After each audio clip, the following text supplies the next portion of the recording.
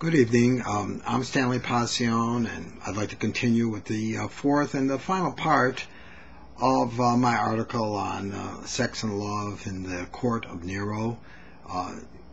Sex and love during the second century of the Common Era in Rome, in ancient Rome, with Nero at the helm of the empire. This last part is particularly poignant because Suetonius seems to say why Rome, or how it is that Rome was losing its much vaunted military might. What was happening to the Roman martial arts? But let me just continue by reading from it.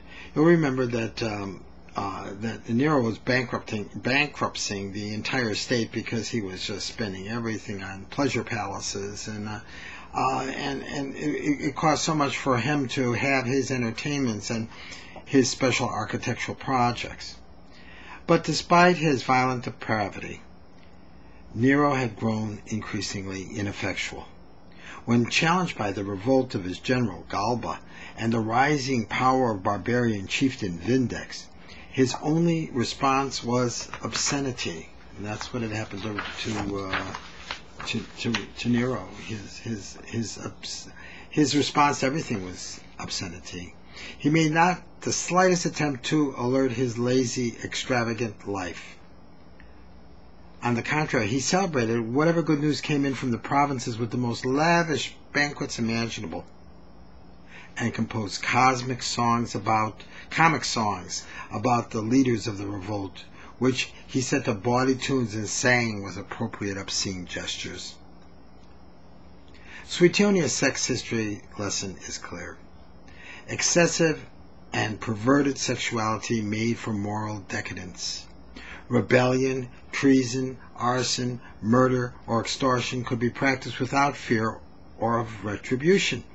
Roman martial tradition of might in action turned into a kind of comic relief, some bawdy theatric.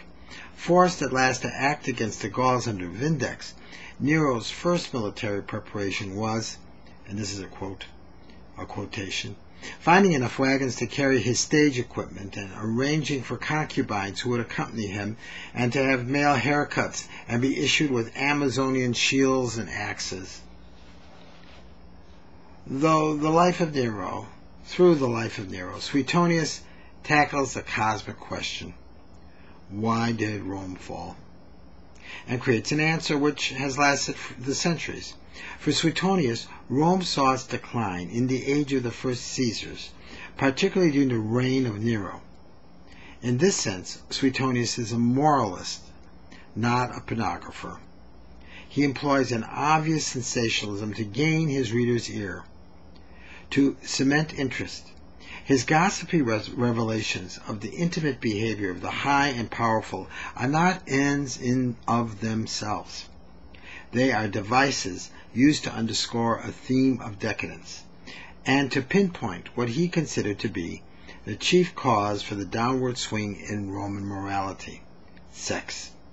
For Suetonius, all social, ethical, cultural, political, and economic norms depended on the suppression of sexual instinct. In his view, once there is an adventure in carnality, no society, state, or empire can long endure.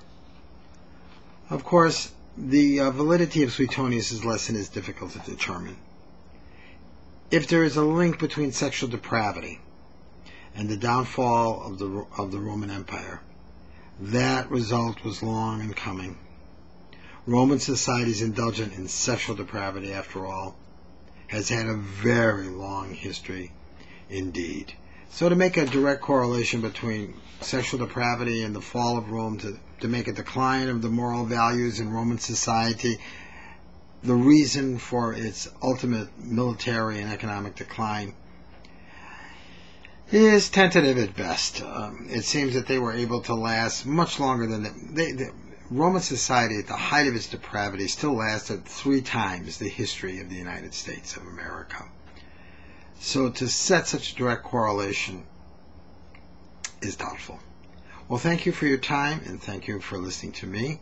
I hope you enjoyed this account of Nero and his court and Roman society in early times. Good evening.